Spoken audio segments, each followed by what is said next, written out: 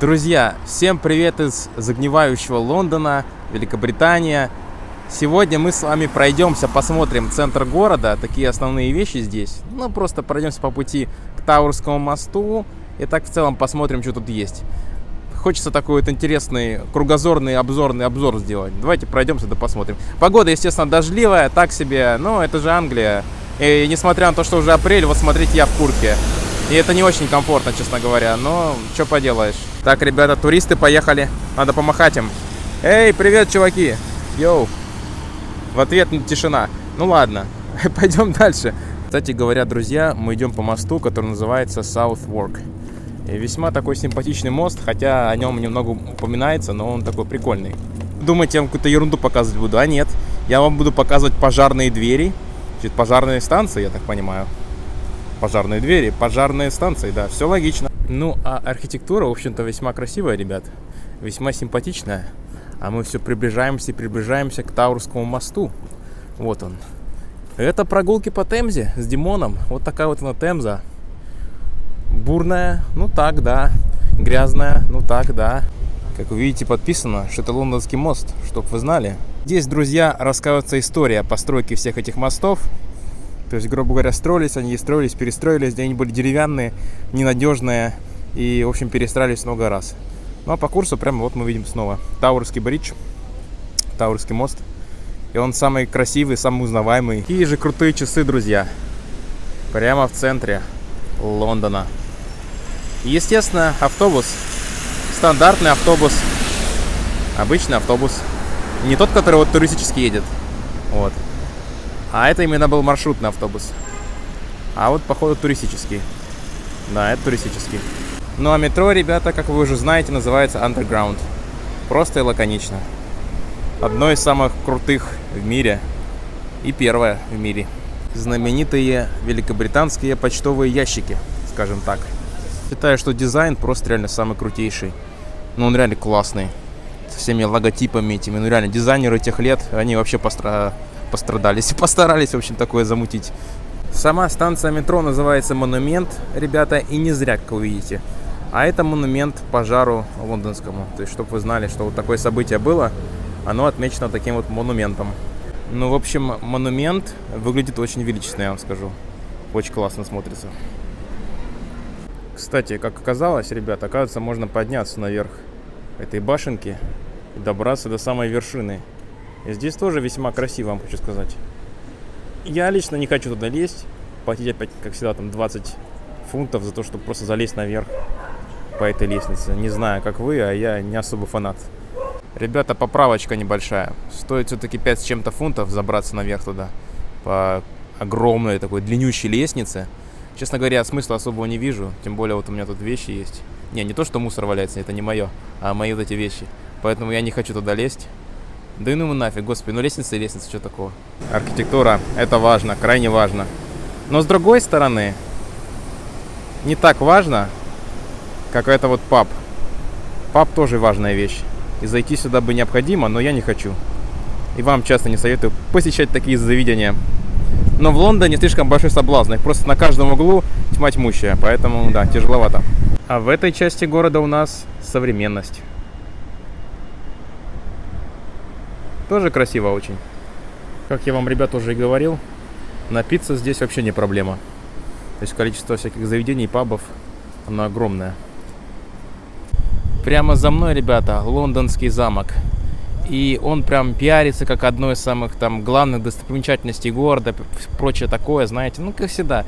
А я, честно говоря, не знаю, мне он не нравится, он даже ночью не подсвечивается толком. Мне кажется, он только уродует город. Ничего прям особенно красивого я в нем не вижу. Что прям я там прям, о, вау, замок и замок. Ну, замок и замок, тюрьмой еще был он. Так что я не знаю, давайте я покажу вам быстренько его. Ну, вы там сами, ладно, загуглите, потому что, это страх какой-то вообще. Что это такое? Ну, в общем, самое главное, это продать как можно больше сувениров и флажков. А остальное уже не важно. В общем, вот этот лондонский Тауэр. Ну, и что здесь такого особенного? Ну, я не знаю, друзья, это уж вы сами для себя решаете, но 30 фунтов стоит туда вход, а я бы туда за бесплатно не пошел бы, потому что, ну и что здесь такого, блин, не могу понять. Но, кстати, с этой стороны смотрится прикольно, поинтереснее, чем с той. как-то можно что-то еще красиво увидеть здесь. Смотрите, друзья, вот нормальные здания, современность. И вот эта рухлядь стоит. Но единственное, что здесь хорошее, так этот флажок. Ну вот смотрите, люди заплатили 30 фунтов. Стоят, общаются, смотрят вниз на меня, да? Такого красивого. И что? А так тут смотреть-то нечего, в общем-то. И вот все такое. Ну, чем богаты, друзья, тем и рады. Вот что есть. Камешки с плесенью. А вот Таурский мост, ребята, это уже совсем другое дело. Это уже совершенно другая история. Итак, вот он вид на Темзу. А вот он, Таурский мост. Самый что ни на есть, крутейший, обалденнейший, настоящий Таурский мост, ребята. И тут просто не передать впечатления, он настолько красивый, настолько классный. Просто класс. Вот, друзья, это совсем другое дело уже. Таурский бридж выглядит так красиво, классно смотрится.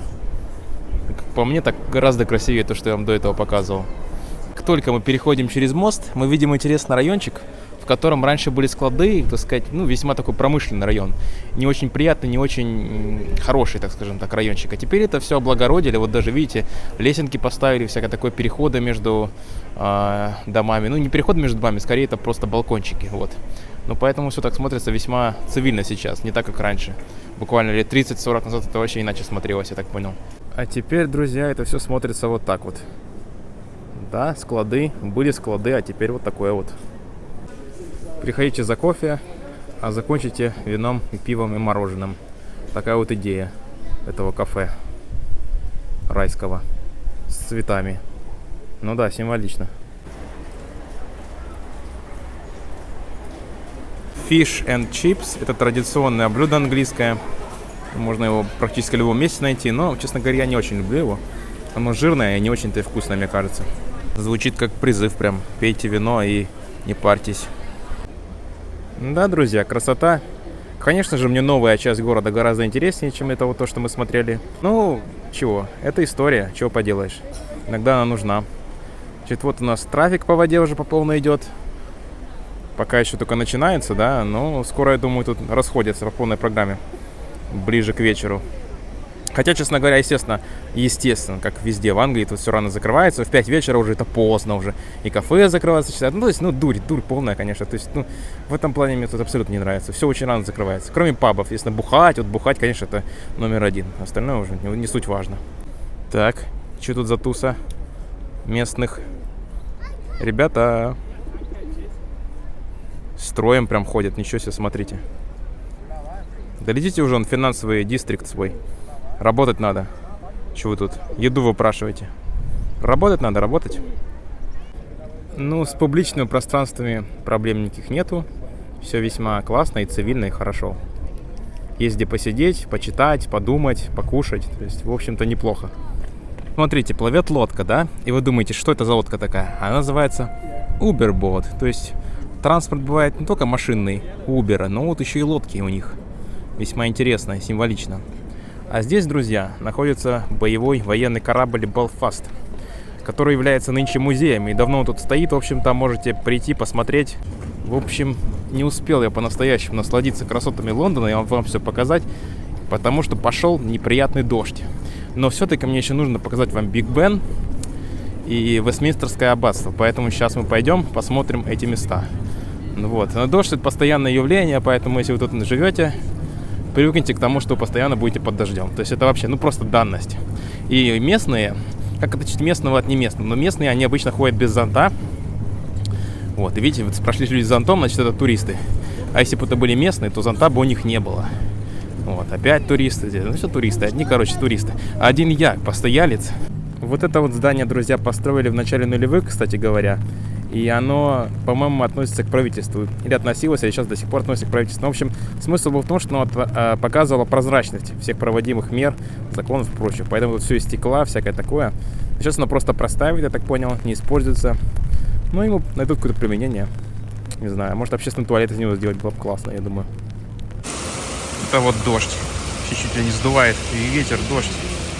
Просто жесть, короче говоря. Тут людям гораздо комфортнее в автобусе, конечно. В Лондоне бывает только два состояния. Первое состояние — это когда идет дождь, и второе состояние — это в ожидании дождя. Дождь прошел, можно идти дальше. Красиво же, ребята, у нас в Лондоне. А вот вы знали, что бывают еще и черные будки? Чуваки, там церковь какая-то. Там церковь. Вот она. Вижу ее. Так и хочется зайти и долбануть немножко сидра. Куда-нибудь вот сюда, допустим.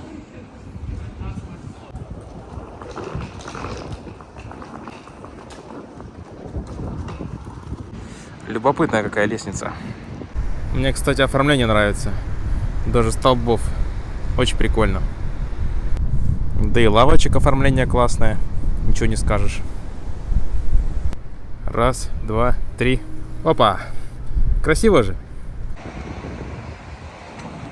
Следи за собой, будь осторожен. В общем, какие-то совковые коробки на пути к Биг Бену. Ну, это парк такой вот. А это, друзья, здание знаменитого Скотланд-Ярда. Вот оно здесь, как вот выглядит. В самом центре. Вот он, друзья, тот самый известный Биг Бен и Вестминстерское аббатство. Вот оно. Вот так выглядит. А Биг Бен — это непосредственно часы, которые весьма огромные, как вы видите. Они на самом деле еще больше. Смотрится очень красиво, интересно. И вообще это, на мой взгляд, одна из самых классных достопримечательностей в Британии. То есть это вообще мое любимое. И ночью смотрится классно, и днем, и вообще всегда. И звенит классно еще. Ну и туристов, правда, много. Смотрите, целые толпы ходят. А вот, друзья, парк Сент-Джеймс рядом с Букингемским дворцом. Вон фонтаны и всякое такое. Очень зелено, красиво. Очень здорово. На самом деле я не так много здесь гулял по ним. Так прошелся слегка просто и все один раз. Но я так понимаю, что местным нравится. Весьма красиво. А мы потихоньку идем к Букингемскому дворцу. Ну все, снова дождь начался. Вон, лужи какие-то. Сегодня налилось. Сейчас снова все будет дождливое. А это, друзья, за мной Букингемский дворец. Ничего мега красивого, крутого прям я не вижу. Но сама площадь весьма симпатичная вокруг. И я сужу чисто по снаружи. Там может там внутри мега что-то крутое. Но как бы снаружи смотрится симпатично. А так, ну что, дворец и дворец. Такси, конечно, у них классные, друзья. Реально эпично смотрится. Королевская галерея. Ну, не знаю, ребят. Думаю, там что-то интересное. Но вот сам дизайн 10 из 10 однозначно. Но почему всюду туристы? Ну что ж такое, да? Что ж их так много? Красиво, и дождя нет. Наконец-то. Ну, естественно, в углу паб. Народ бухает. Предлагают отметить коронацию короля вот здесь, в этом баре. Вот в этом. Спасибо, друзья, за просмотр. Подписывайтесь на канал. Будут новые видео. Тут вот такой вот вид классный. Один из моих любимых, скажем, в Англии, скажем так. Очень клево.